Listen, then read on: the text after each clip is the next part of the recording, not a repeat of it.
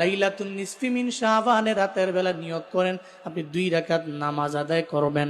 ওই 2 রাকাত নামাজ হবে সলাতুল হাজাত, মানে হাজতের নামাজ। আপনি নিয়ত কইরা, নফলের নিয়ত কইরা দাঁড়ায়া যাবেন নামাজের মধ্যে। ওই নামাজে সূরা ফাতিহার পরে অনেকগুলো মত আপনি পড়বেন। কুল ইয়া আইয়ুহাল কাফিরুন প্রথম রাকাতের মধ্যে সূরা ফাতিহার পরে, এরপরে দ্বিতীয় রাকাতের মধ্যে সূরা ফাতিহার পরে সূরা ইখলাস পড়বেন। কুল হুয়াল্লাহু আহাদুল্লাহুস সামাদ, কুল হুয়াল্লাহ সূরাটা পড়া এরপরে আপনি সলাতুল হাজাতের 2 রাকাত নামাজ শেষ হওয়ার পরে আল্লাহর দরবারে আপনি কানবেন। আবার ওই নামাজের সিজদার মধ্যে যাইয়া, বাংলায় পারেন, আরবিতে পারেন, ফার্সি পারেন, উর্দু পারেন, যাই পারেন, আল্লাহর দরবারে বলবেন, ও আল্লাহ, আমি অভাব অনটনে পড়ে রইলাম, তুমি দূর করে দাও। আমি বিপদে পড়ে রইলাম, তুমি দূর করে দাও।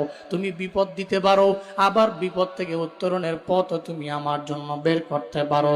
আল্লাহর দরবারে যদি সালাতুল হাজাতে সিজদায় গিয়া বলতে পারো, আল্লাহকে যদি বলো, আল্লাহ গো, আমি জানি তুমি জানো আমার অভাব আছে, আমি ঋণ যুক্ত হয়ে গেছি, ঋণ মুক্ত হবার চাই। তুমি জানো আমার অ্যাবিলিটি নেই, আমার সামর্থ্য নাই রে আমার মাওলা।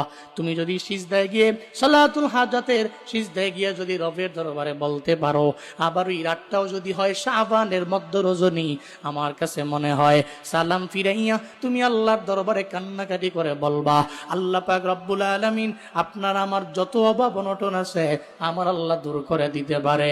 কারণ সবার খাজানার মধ্যে কমতি আছে, একজনের খাজানায় কমতি নাই।